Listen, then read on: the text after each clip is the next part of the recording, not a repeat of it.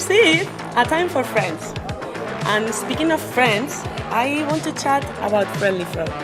No, not like that time you lend your friend the money and they never give it back to you. This is a legit cybercrime term. In basic terms, it's when someone falsely claims to be victim of a fraud, triggering a chargeback claim. For anyone not sure, this is when a credit provider or bank issues a chargeback, which is a request for a retailer to return money to a customer because of a fraudulent transaction. The shop or service have lost both the product and the money, so double the loss. And it's globally the fastest growing reasons for fraud claims. There are a few reasons why this happens. Let's start with using my friend here as an example. Laura.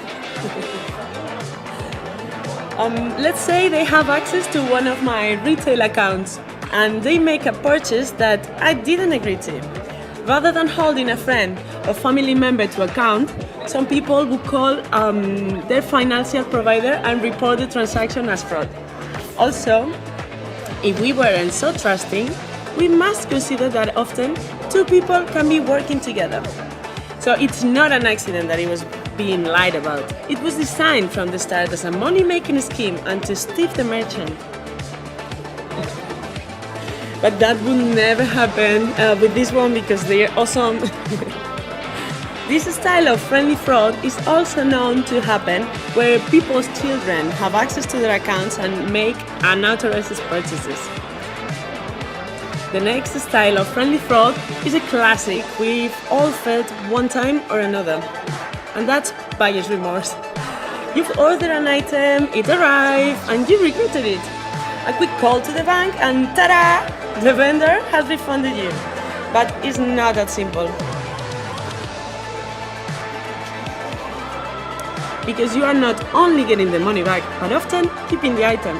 Plus, there's shipping and handling costs. So in the end, you've cost the company twice, and sometimes more than the original value of the item. So something that sounded win-win for the person doing it is actually a criminal activity. Of the recognized main 3 types of friendly fraud, the final one is plain old theft. Someone wants something for free, so they claim a chargeback. The option is then to keep either a free item or sell it and then double the profit. So what can you do about it? Everyone wants to trust the customers. One step is to have a system in place to watch for patterns in activity, so recurring chargebacks or strange purchasing patterns can be highlighted. A thorough authentication process for new customers and transactions can also reduce the number of bad actors or people with their sights set on defrauding a company. A good system to know your customers and their habits is the best way to spot this most tricky of fraud.